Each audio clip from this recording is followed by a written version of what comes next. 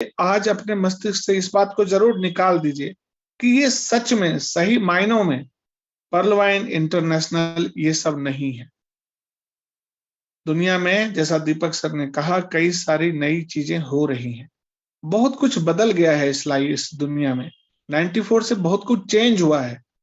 ये जो आप पारंपरिक बिजनेस करते आ रहे हो MLM नेटवर्क मार्केटिंग का, ये उससे अलग है। तो आज इस बात को गारंटी के साथ समझिए, क्योंकि मैं आपको बिल्कुल सबूत के साथ, बिल्कुल आपको मैं एक कहा जाए एविडेंस के साथ आपको प्रूव करूंगा कि आखिर मैं ऐसा क्यों कह रहा हूं। तो दोस्तों, इसके पहले कि मैं आपको बताऊं, दो चार बातें समझिए कि ये जो कंपनी आपको लोग बताते हैं उनकी गलती नहीं है, क्योंकि उन्होंने आज तक कंपनी किया है तो आखिर वो कंपनी ही तो समझेंगे। पर पर्ल वाइन में जाके क्या हमने पूछा कि पर्ल वाइन क्या है? मैं बार बार कहता हूं कि आप वेबसाइट जरूर देखिए।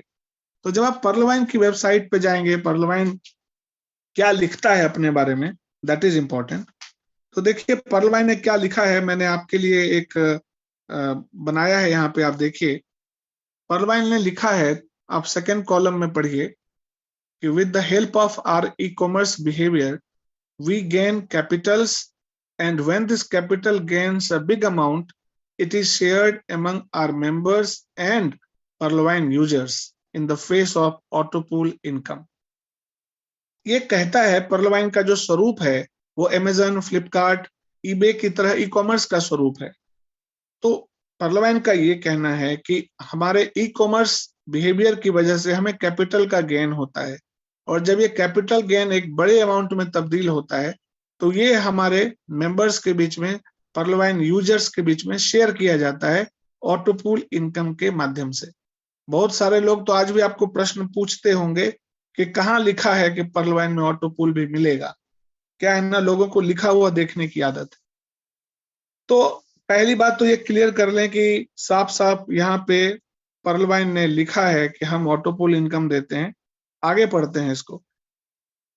It also helps in increasing the values of PV Mint. अब PV Mint एक क्लोज चैप्टर है, इस पे ज्यादा मैं आपको डिस्कस नहीं करूंगा। और ये अच्छी बात हुई कि PV Mint सिस्टम में नहीं है, क्योंकि सिस्टम ने बार बार कहा है कि हम लाइबिलिटी फ्री बनना चाहते हैं। अगली लाइन है दिस इज हाउ, और देखिए इस तरह से crowd funding is done in पर्लवाइन system.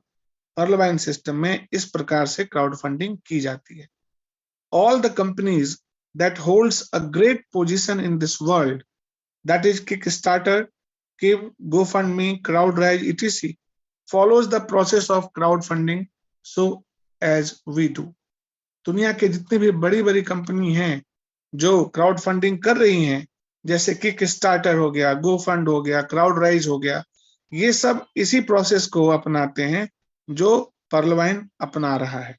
नीचे लिखा हुआ है, even though Perlwine is also working on a platform through which the users will gain lots of profits by the e-commerce of Perlwine. Perlwine लिखता है कि Perlwine जो e-commerce introduce करने वाला है उससे भी बहुत सारे बेनिफिट आपको होंगे। बड़े बड़े लीडर्स आपको कहते हैं कि जब ई-कॉमर्स आएगा तब आपको बहुत बेनिफिट होगा। उसका आधार है क्योंकि पर्लवाइन ने ये कहा है।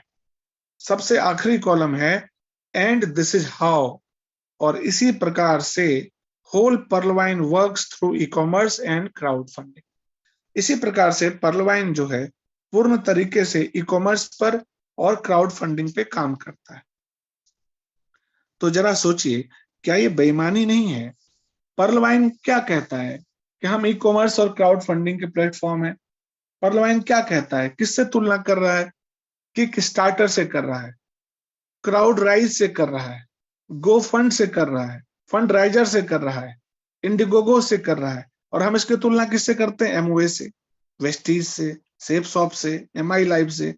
दोस्तों, गलती उन लोगों की नहीं है जो आपसे सर्टिफिकेट मांगते हैं, गलती आपकी है, गलती हमारी है कि हम उनको समझाते नहीं। अब कंपनियां ही तो किया है, ज्यादातर लोग नेटवर्किंग वाले ही हैं जो आज के डेट में पर्लवाइन कर रहे हैं। मेरी टीम में तो बहुत सारे नए लोग हैं, मेरे लिए आसान रहा क्योंकि नए नेटवर्कर्स कोई नहीं हमारे टीम में, सारे नए हैं बिल्कुल। पर आप जब किसी को समझाने जा रहे हो तो उसको तो माइंडसेट कंपनी वाला ही है ना। अब उनके हाथ जोड़ के आप पहले समझाएं कि जब पर्लवाइन खुद ही कह रहा है कि हमारी तुलना करनी है तो करो, कि एक स्टार्टर से करो ना, क्राउड राइज से करो ना, रूपी सर्किल से करो ना, मिलाप से करो ना, केटो से करो ना, फिर आप Amway Vestige, Safe Shop, MI Life, Tupperware, Forever Living, FLB, Herbalife, क्या जरूरत है टपरवेयर, क्या जरूरत है इसकी, क्यों कर रहे हैं हम? सर बिल्कुल मत कीजिए, जितनी जल्दी ये छोड़ देंगे उतना अच्छा रहेगा, क्योंकि पर्लवाइन आपको समझा समझा के थक गई है। इसके पहले कि मैं क्राउड फंडिंग पे आपको थोड़ा बहुत बताऊं, मैं आपको एक वीडियो दिखाना चाहता हूं, और उसके बाद मेरा एक क्वेश्चन होगा, और उसके बाद मैं आपको क्राउड फंडिंग पे बताऊंगा। मेरी वीडियो देखिएगा, और शायद आपको आवाज नहीं सुनाई दे, बताएंगे मुझे स्क्रीन आ रही है? यस, अभी आ रही है, सुनिए।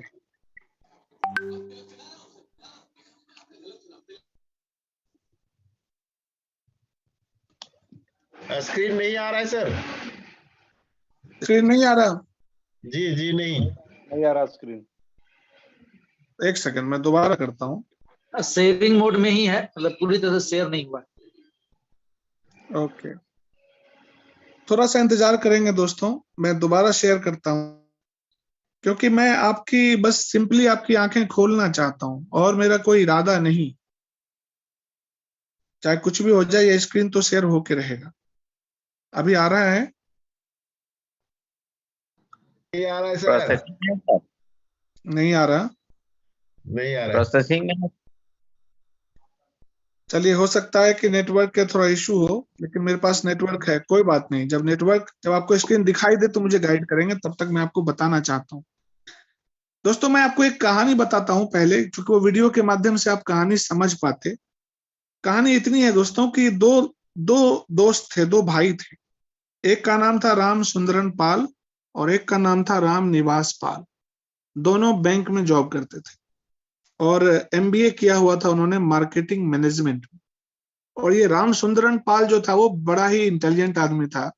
उसने क्या किया, ब्राजील, सिंगापुर, इटली, ऐसे देशों में, भारत में कोई कंपनी नहीं खोली, ऐसे देशों में जाके उसने कंपनी खोली। अब क्या हुआ कि 2008 में उसने एक और कंपनी स्टैब्लिश की जो सर्वे फॉर्म्स डील करता था, और वो कहते थे कि 11,000 आप ऐड करेंगे, 11,000 लगाएंगे तो आपको हम 52,000 रुपया देंगे। सर मैं एक बात रिक्वेस्ट करूंगा, चूंकि अगर स्क्रीन शेयर नहीं होगा तो कई लोगों को बात समझ में आएगी नहीं। क्या मैं इजाजत दें तो मैं दोबारा एक बार एग्जिट करके वापस आऊं? Yes yes yes.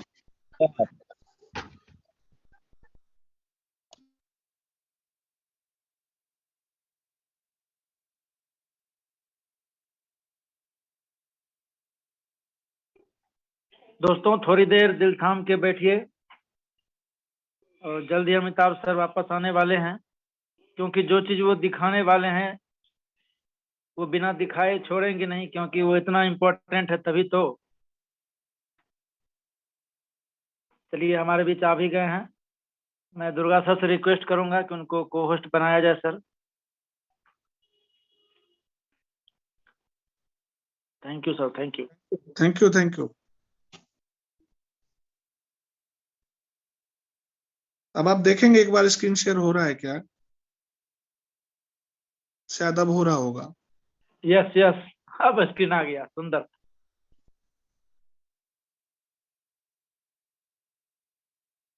चलिए दोस्तों, मैं दोबारा दिखाना चाहता हूँ, देखिए।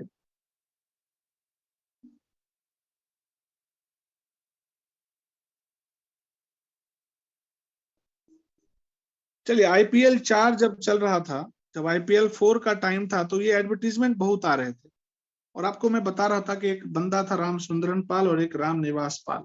एमबीए से मार्केटिंग मैनेजमेंट किया था, एमबीए किया था मार्केटिंग मैनेजमेंट से।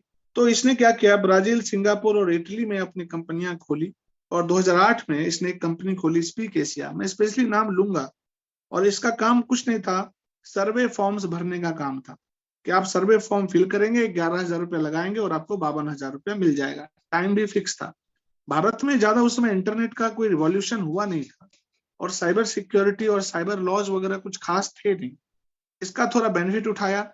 2009 में इन लोगों ने इसको एमएलएम का रूप दिया, और लोगों से कहा कि आप लोगों को ज्वाइन कराएंगे, तब आपको पैसा मिलेगा टीम के रूप में।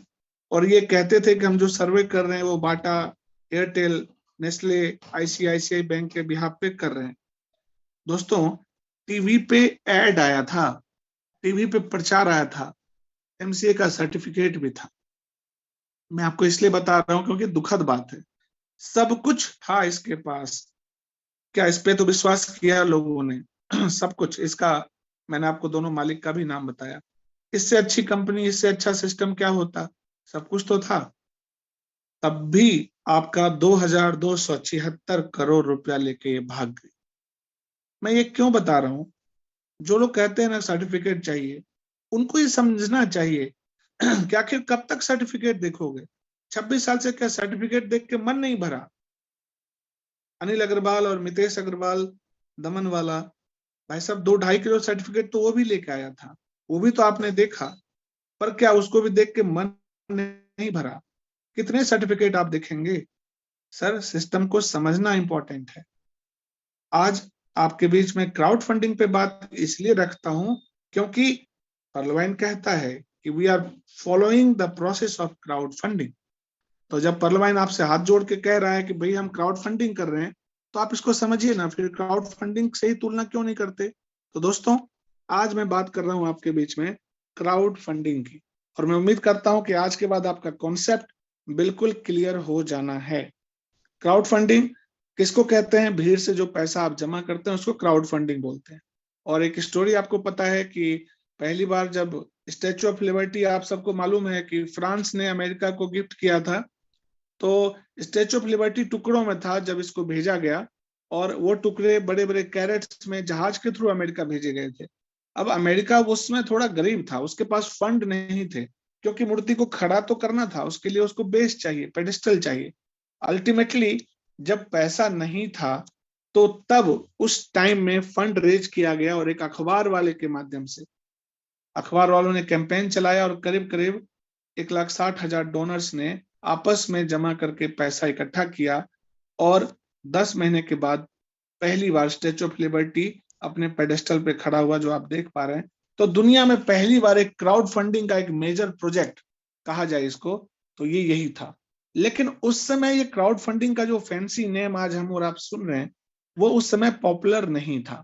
क्राउड फंडिंग का नाम असली में पॉपुलर तब हुआ जब एक इंग्लिश ब्रिटिश रॉक बैंड था मार्टिलियन, उसको यूएस टूर करना था, और उसके लिए अपने, चूंकि वो इंटरनेट का जमाना था 1996-97 का, तो उन्होंने एक इंटरनेट कैंपेन के माध्यम से फंड रेज किया था, और करीब $60,000 का फंड रेज हुआ, और तब जाके वो अपना यूएस टूर कर पाए। दोस्तों, यहां से शुरुआत हुई बहुत बहुत ही नए चीज की, जिसको दुनिया ने इसकी ताकत तब समझी। और अमेरिका में 2 बड़े फर्म थे, इंडिगोगो और किक स्टार्टर, जिसने क्राउड फंडिंग की शुरुआत की। स्लोली है, लेकिन धीरे धीरे इन्वेस्टर्स का ध्यान अपनी ओर खींच रहा है। क्राउड फंडिंग के बारे में एक खास अच्छी खबर यह है कि वर्ल्ड बैंक ने जो क्राउड फंडिंग की रिपोर्ट 2019 में जारी की, उसके हिसाब से जो डेवलपिंग वर्ल्ड है, डेवलपिंग दुनिया है, डेवलपिंग वर्ल्ड है, उसके पास पावर है कि 2025 तक वो 2025 तक $96 बिलियन का इन्वेस्टमेंट का फंड रेज ये यहाँ से इकट्ठा कर सकते हैं। क्योंकि आज की डेट में क्राउड फंडिंग एक बहुत बड़ा कॉन्सेप्ट ऑलरेडी हो चुका है।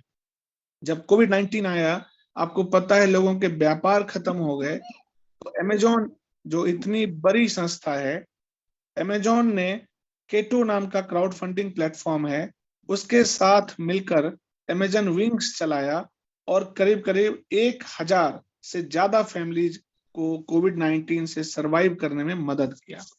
तो आज की डेट में क्राउड फंडिंग किसी नाम का मोहताज नहीं है। एक लेटेस्ट उदाहरण देता हूं, जो महाराष्ट्र से खबर आई थी अभी करीब 4 दिन पहले, कि जब तीरा के माता पिता को लग रहा था कि उसकी बेटी का इलाज होगा, क्योंकि महाराष्ट्र के सीएम फडणवीस ने पीएम मोदी को इस बारे में लिखा, और इसके बाद पीएम मोदी ने टैक्स भी माफ किया। इस प्रकार आगे लिखा है, अगर समय रहते बच्चे को इंजेक्शन नहीं लगता तो बच्ची जिंदा नहीं रहती। लेकिन चूंकि तीरा के पिता एक आईटी कंपनी में जॉब करते थे, तो उन्होंने क्राउड फंडिंग शुरू किया सोशल मीडिया पे, और इसका उसको लाभ मिला और करीब 16 करोड़ रुपए का जुगाड़ भी हो गया। तो आप देखिए कि सर क्राउड फंडिंग के माध्यम से, ये तो 8 दिन पहले की खबर मैं बता रहा हूँ, एक बच्ची का इलाज हुआ और 16 करोड़ रुपए इकट्ठे किए गए। तो आज की डेट में क्राउड फंडिंग किसी परिचय का मोहताज नहीं है। ये केटो ऑर्गेनाइजेशन है जिसके बारे में आप जानते हैं। आगे मैं आपको बताऊंगा Reserve Bank of India, Securities Exchange Board of India, इन सब का रेगुलेशन क्या है, पर मैं आपको क्राउड फंडिंग ऊपर ऊपर समझाना चाहता हूँ। केटो एक ऑर्गेनाइजेशन है, उसके फाउंडर हैं वरुण सेठ। उनका क्या कहना है कि डोनेशन और reward based crowdfunding has been success in India, but we can not undermine the potential of equity crowdfunding. Results in other countries show that the appropriate regulations and frameworks everyone can get benefit from it। अब ये वरुण सेठ साहब कह रहे हैं कि जो donation और रिवार्ड बेस्ड क्राउड फंडिंग है जो भारत में अभी लीगल है, वो बहुत बड़ा एक सफल रहा है भारत में। लेकिन अगर इक्विटी क्राउड फंडिंग भी शुरुआत हो जाए तो इसमें भी बहुत बड़ा काम हो सकता है। आगे आपको बताऊंगा कि इक्विटी क्राउड फंडिंग इलीगल है और हमारा जो पर्लवाइन है वो किस तरह का क्राउड फंडिंग है। एक और क्राउड फंडिंग प्लेटफॉर्म है रुपी सर्किल। उसके founder and CEO Ajit Kumar ji हैं। वो कहते हैं कि आरबीआई ने जो नया रेगुलेशन P2P लैंडिंग के लिए लाया है, it has only helped us gain more public trust. अब आरबीआई जब इसमें कूद पड़ी है, आरबीआई जब अपना रेगुलेशन ले आ रही है, तो पब्लिक का विश्वास भी बढ़ता जा रहा है। In the 4 years of our inceptions, more than 1.5 lakh registered users have come on board. It's only going to grow from here। तो ये रुपी सर्किल है, करीब करीब 18 करोड़ से ज्यादा का क्राउड के द्वारा यहाँ पे फंड आया है। इसका भी कहना है कि क्राउड फंडिंग, चूंकि अब आरबीआई भी इस पे आ गई है, तो ये बहुत बड़ा प्लेटफॉर्म बनने वाला है भविष्य में। और इसके अलावा बहुत सारे और भी चीजें आप देख पा रहे हैं। जो रुपी सर्किल के फाउंडर हैं उनका तो मैंने बताया ही बताया। इसमें आप पढ़ सकते हैं कि जो शांतनु श्रीवास्तव हैं, वो भी एक क्राउड फंडिंग प्लेटफॉर्म के हेड हैं। उन्होंने भी यही कहा है कि दुनिया को बदलने की ताकत रखता है। आपने मिलाप का नाम सुना होगा, जो भारत में बहुत पॉपुलर है। उसके जो को फाउंडर हैं और सीईओ हैं मिलाप के, उनका नाम है मयूख चौधरी। तो ये मयूख चौधरी का भी स्टेटमेंट है कि एक ऐसा प्लेटफॉर्म है जो बिल्कुल फुल प्रूफ है। और अगर क्राउड फंडिंग इतनी छोटी चीज होती तो टाइम्स ऑफ इंडिया को एक फुल पेज का लेख लिखने की आवश्यकता नहीं पड़ती। दोस्तों, ये 5 फरवरी 2021 का अखबार का कटिंग है जो मैं आज आपके बीच शो कर रहा हूं। बहुत बड़ा पावर है क्राउड फंडिंग में, ये बहुत बड़ा क्राउड पुलर है। और बार बार बड़े बड़े सीईओ सब बता रहे हैं कि आखिर क्राउड फंडिंग में कितना पोटेंशियल है। अब एडवांटेज और स्मॉल बिजनेसेस, ये इसको एक बार दिखाता हूं ताकि मैं पर्लवाइन से इसको रिलेट कर सकता हूं। एडवांटेज छोटे बिजनेसेस को क्या है? इजी टू रेज फंड्स, आप बहुत आसानी से फंड रेज कर सकते हैं। इसमें मैं आपको टेस्टिंग वाटर्स ये पढ़ के बताना चाहता हूं, क्योंकि पर्लवाइन की शुरुआत यहीं से हुई है, ऐसा समझिए। Crowd funding is a great way to test the waters. Test the waters का मतलब ये होता है कि आप कुछ बड़ा काम करने वाले हो तो आप क्राउड फंडिंग के माध्यम से जनता का सपोर्ट भी देख सकते हो, आजमा सकते हो कि पब्लिक को आपके नए प्रोजेक्ट में कितना इंटरेस्ट है। अब यहीं पे लिखा है, before one actually goes big and launch the product और service, crowd funding is a great way. एक बहुत बड़ा एक तरीका है कि आप कोई बड़ी सर्विस लॉन्च कर रहे हो, आप कोई बड़ा प्रोडक्ट लॉन्च कर रहे हो, तो आप क्राउड फंडिंग के माध्यम से रिस्पॉन्स जान सकते हो कि आगे जब मैं ये बड़ा काम शुरू करूंगा तो रिस्पॉन्स कैसा मिलेगा। अगली लाइन में यही लिखा है कि the response of the donors helps one understand if it will work. अब पर्लवाइन को आगे चल के डिजिटल बैंक बनना है। पर्लवाइन ई कॉमर्स पोर्टल लेके आ रहा है। पर्लवाइन आपके सामने सर्च इंजन भी लेके आएगा, पर्लवाइन का मोबाइल नेटवर्क भी आएगा, पर्लवाइन बहुत सारे नए प्रोजेक्ट लेके आएगा। तो दोस्तों, जरा इस तरह से क्यों नहीं सोचते हैं कि आज क्राउड फंडिंग के माध्यम से पर्लवाइन ने पिछले 5 सालों में जनता का सपोर्ट देखा है। कहीं ना कहीं टेस्टिंग द वाटर्स ये भी कर रहा है, कहीं ना कहीं ये भी पब्लिक को देख रहा है कि यस, पब्लिक हमको सपोर्ट कर रही है, तो हम आखिर बड़ा काम क्यों नहीं करेंगे। इस टेस्टिंग वाटर्स को जरूर याद रखिए और आप इसका स्क्रीनशॉट जरूर रखिए, क्योंकि अब जो मैं आपको बताने वाला हूं वो निस्संदेह आपका सारा शक भी दूर कर देगा। तो दोस्तों, अब तक मैंने आपको बताया है कि क्राउड फंडिंग की पावर क्या है, क्राउड फंडिंग बहुत बड़ा एक चैप्टर है, मैं आपको इतना कह देता हूं। तो अब मैं आपको कुछ बताऊंगा कि रिजर्व बैंक ऑफ इंडिया हो चाहे सिक्योरिटीज एक्सचेंज बोर्ड हो, उनका क्या कहना है। भारत में क्राउड फंडिंग की सुगबुगाहट 2014 से हुई थी और 2014 में ही गवर्नमेंट को ये लगा कि क्राउड फंडिंग को हम इग्नोर नहीं कर सकते। अब आप ध्यान दीजिएगा कि इस बातचीत के दरमियान आप डायरेक्ट सेलिंग भूल चुके हैं, कंपनी भूल चुके हैं, प्रोडक्ट मार्केटिंग भूल चुके हैं, आप लेफ्ट राइट भूल चुके हैं, पीवी भूल चुके हैं। आपको भूलना पड़ेगा, आज नहीं तो कल भूलना पड़ेगा, और ये सिस्टम आपको बताएगा कि yes you have to forget. जब हम कह रहे हैं कि हम क्राउड फंडिंग और ई कॉमर्स का ब्लेंड है, ई कॉमर्स और क्राउड फंडिंग का एक खूबसूरत मिश्रण है, फिर आप हमको कंपनी के साथ क्यों ऐड कर रहे हो? किसकी गलती है? पर्लवाइन की गलती है या आपकी और हमारी है? 2014 में जब सरकार को लगा कि क्राउड फंडिंग को इग्नोर नहीं कर सकते, तो उन्होंने एक कंसल्टेशन पेपर लाया। मैं इसको व्हाइट पेपर तो नहीं बोलूंगा, पर कंसल्टेशन पेपर लाया सरकार ने, और मैं यही आपको पढ़ के बताना चाहता हूँ। ये कंसल्टेशन पेपर जो है, ये ग्लोबल सिनेरियो को, जो दुनिया में बदलाव हो रहा है उसके परिप्रेक्ष्य में, उसको ध्यान में रखते हुए लाया गया है। क्योंकि मैं इंग्लिश नहीं पढ़ रहा हूँ, इंग्लिश लिखा हुआ है, मैं इसकी हिंदी बता रहा हूँ सिंपली, कि जैसा दुनिया के सभी देशों में डिफरेंट जुरिस्डिक्शंस में क्राउड फंडिंग के रिगार्डिंग काम चल रहा है, तो भारत के लिए भी अब इम्पोर्टेंट हो गया है कि हम क्राउड फंडिंग को इग्नोर नहीं करें।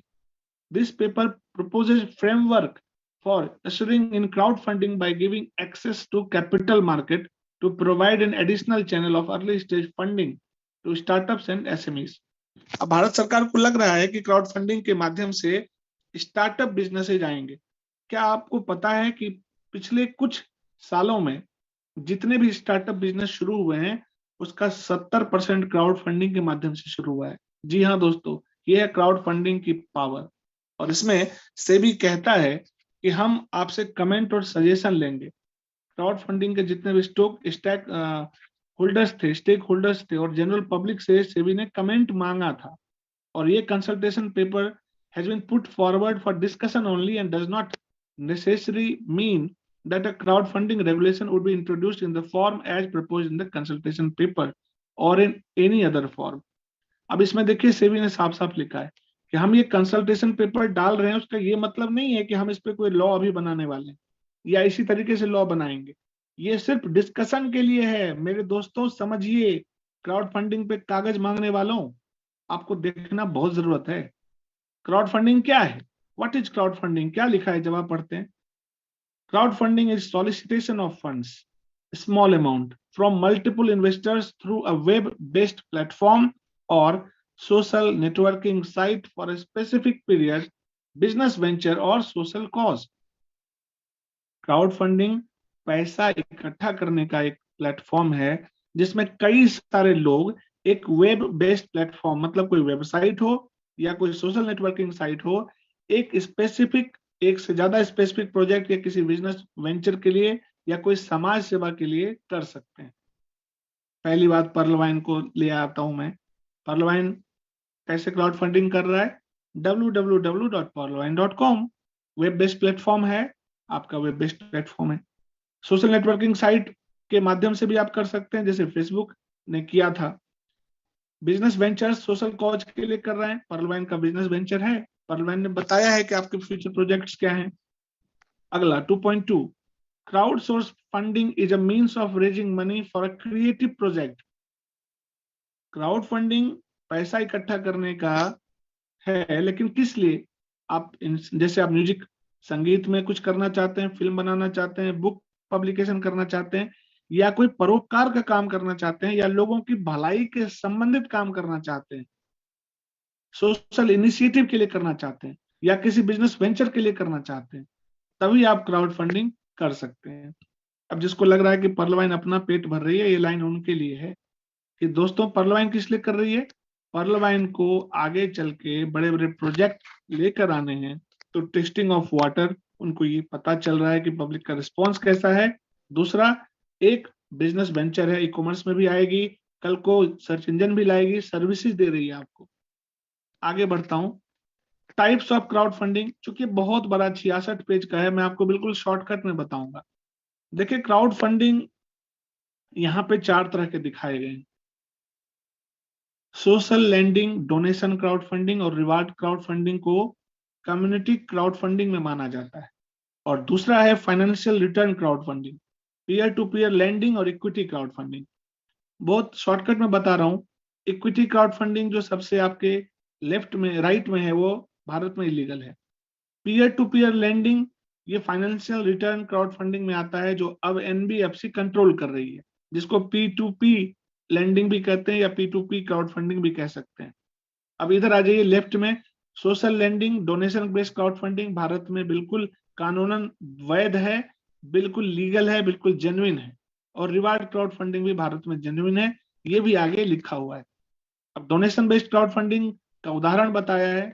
और देखिए दोस्तों, मैं जिस सिस्टम का, जिस प्लेटफॉर्म का नाम आपको शुरुआत में बताया था कि ये डोनेशन बेस्ड क्राउड फंडिंग है, किक स्टार्टर और इंडिगोगो। शुरुआत में याद कीजिए, मैंने आपको बताया था कि ये 2 यूएसए से शुरुआत हुई।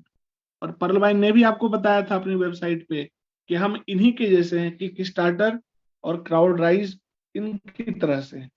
तो तुलना आज के बाद हमको इन्हीं से करनी भी चाहिए दोस्तों।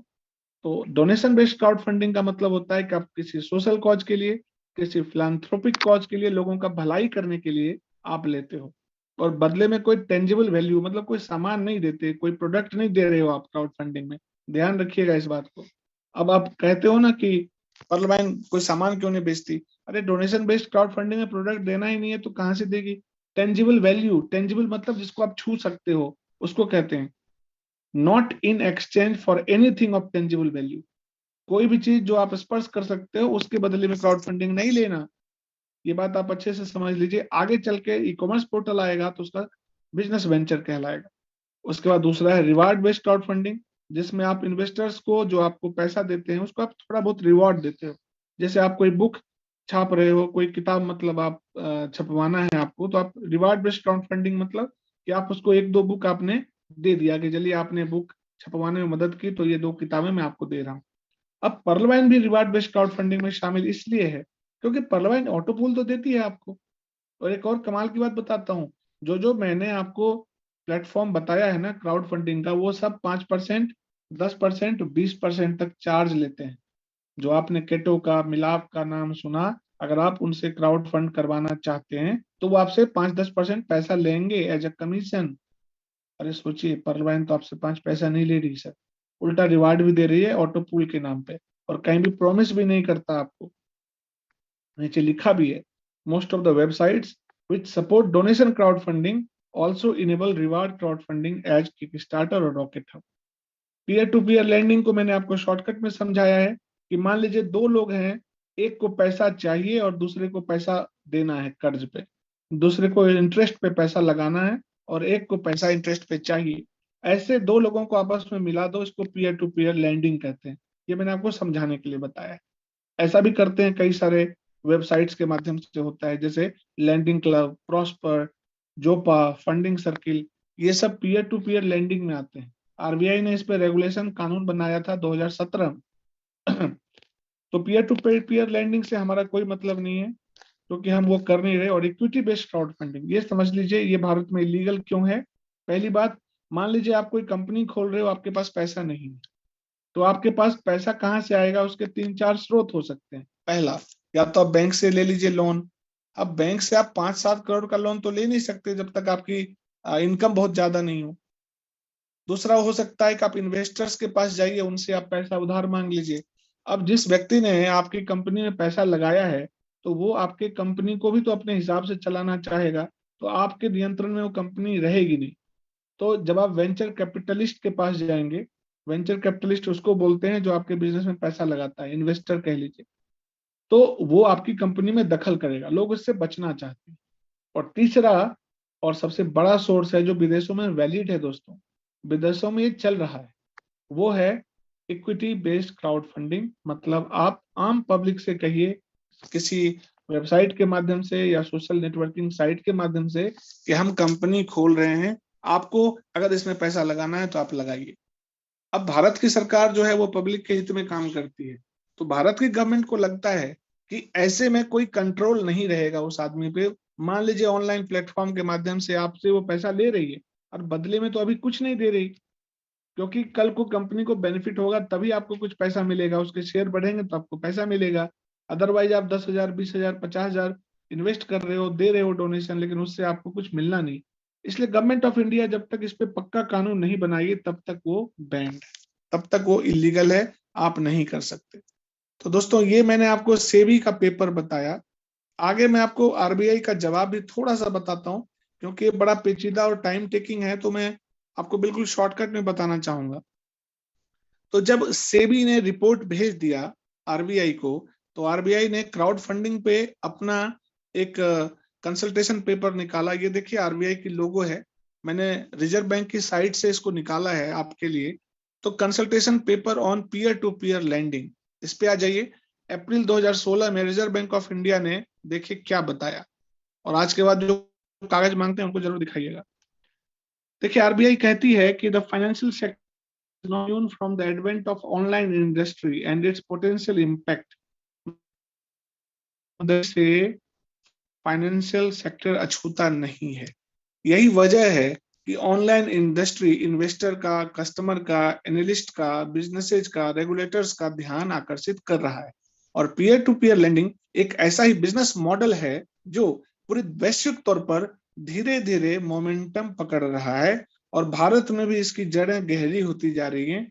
माना कि भारत में अभी ये नेसेंट स्टेज में है और अभी तक बहुत ज्यादा इसकी महत्वपूर्ण वैल्यू नहीं आई है, लेकिन हम इसके पोटेंशियल बेनिफिट्स को इग्नोर नहीं कर सकते हैं, क्योंकि P2P लेंडिंग की वजह से बहुत सारे स्टेक होल्डर्स, चाहे वो बोरोवर हो, लेंडर हो, एजेंसीज हो, और इसके जितने रिस्क हैं वो सभी फाइनेंशियल सिस्टम में काफी महत्वपूर्ण है, जिसको इग्नोर नहीं किया जा सकता है। The reserve bank has therefore found it necessary, इसलिए आरबीआई को ये आवश्यक लगता है कि पब्लिक के बीच में ये डिस्कशन पेपर दिया जाए, ताकि पब्लिक इस पे अपनी ओपिनियन दे। आरबीआई ने इसमें यह भी बताया है कि कंसल्टेशन पेपर जो सेबी ने 17 जून 2014 को दिया था, उसी को ध्यान में रख के हमने ये बनाया है। और यहाँ पे 3 तरह का क्राउड फंडिंग आपको दिखाया है: equity based, debt based, fund based crowdfunding. और सजेशंस मांगे गए हैं। आरबीआई ने थोड़ा सा बता दिया कि क्राउड फंडिंग क्या है, तो आरबीआई की परिभाषा भी सुन लेते हैं, बिल्कुल सेम टू सेम, कि crowdfunding generally refers to a method of funding a project और venture through small amounts of money raised from a large number of people, typically through a portal acting as an intermediary। मतलब छोटे छोटे पैसे बहुत सारे लोगों से आप इकट्ठे कर सकते हैं, लेकिन वेब पोर्टल के माध्यम से करना है, पहली बात। और इसमें charitable donations that provide intangible benefits but no financial returns. कुछ चैरिटेबल डोनेशन के लिए भी हो सकता है, लेकिन उसमें कोई रिटर्न आपको नहीं मिलेगा। Others such as equity crowdfunding would fall within the domain of financial markets. मैं सिर्फ आपको इस लाइन को बताऊंगा क्योंकि मैं चाहूंगा कि आप सब, जो पर्लवाइन की वेबसाइट है जहां मैं अभी आपको ले जाऊंगा, और आपको हु बहू डिट्टो यही लाइन वहां पे दिखाई देगी। क्या रीजन है कि पर्लवाइन ने अपनी साइट पे 5 साल पहले से लिखा हुआ है? क्योंकि पर्लवाइन तब से क्राउड फंडिंग कर रही है। आप लोग बेशक कंपनी समझते हो, पर पर्लवाइन ने डंके की चोट पे क्राउड फंडिंग किया है। और इसमें लिखा है कि there are numerous forms of crowdfunding. कई तरीके के क्राउड फंडिंग हो सकते हैं। Some are charitable donations that provide intangible benefits but no financial returns. आप चैरिटेबल डोनेशंस के लिए भी इसका इस्तेमाल कर सकते हैं, लेकिन उसका कोई फाइनेंशियल रिटर्न नहीं मिलने वाला। और ये भी बता दूं, भारत में ये भी अलाउड नहीं है। Such as equity crowdfunding would fall within the domain of financial markets। और इक्विटी क्राउड फंडिंग भी फाइनेंशियल मार्केट्स के डोमेन में फॉल करता है। अब मैं आपको थोड़ी देर के लिए पर्लवाइन की वेबसाइट पे ले जाऊंगा दोस्तों, लेकिन अभी स्क्रीन शेयर करता हूं मैं थोड़ी देर में। इसके पहले मैं आपको बताना चाहता हूं कि अब तक आपने देखा कि पर्लवाइन ने आपको शुरू से कहा है कि भाई हम क्राउड फंडिंग है, और क्राउड फंडिंग पे गवर्नमेंट ऑफ इंडिया कहां तक आगे बढ़ी है, और इसके बाद क्राउड फंडिंग में क्या क्या डेवलपमेंट हुए हैं, पीयर टू पीयर लैंडिंग में क्या क्या कानून बने हैं, आरबीआई को करना पड़ा, क्या क्या इलीगल है, क्या क्या लीगल है, ये भी मैंने आपको बताया है। अब मैं जो आपको ले जाऊंगा अपने उस पेज पे, जो कि पर्लवाइन का ही कहिए तो पेज है, ये देखिए ट्रांजैक्शंस टू इंडिया। और ये पर्ल से कोरिलेट कर रहा हूं सर, मैं हवा में बातें नहीं करता, मैं सबूत के साथ पेश आता हूं। ट्रांजैक्शंस टू इंडिया पढ़िए क्या लिखा है। Pearl processes transactions to India pursuant to the rupee drawing arrangements. ये सब आपको पता है कि आरडीए के थ्रू पैसा आता है। अगली लाइन पढ़िएगा, यू अंडरस्टैंड दैट, आप समझते हैं कि use of the service for commercial purposes और contributions to charitable organization is prohibited. आपको जानना होगा कि कॉमर्शियल पर्पस के लिए आप इसका इस्तेमाल नहीं कर सकते और चैरिटेबल ऑर्गेनाइजेशन को दान देने के लिए भी इसका प्रयोग नहीं कर सकते। पूछे ऐसा क्यों लिखा है इसने? दोस्तों ऐसा इसलिए लिखा है क्योंकि इक्विटी बेस्ड क्राउड फंडिंग बंद है। ऐसा ना हो कि आप पर्ल का इस्तेमाल शेयर के लिए पैसा लाने में कर रहे हो। कॉमर्शियल पर्पस के लिए बैन है, पर्ल का इस्तेमाल नहीं कर सकते। क्योंकि अभी आपको मैंने आरबीआई के कंसल्टेशन पेपर में ये लाइन दिखाई है कि चैरिटेबल ऑर्गेनाइजेशंस के लिए भी आप पैसा इस्तेमाल नहीं कर सकते।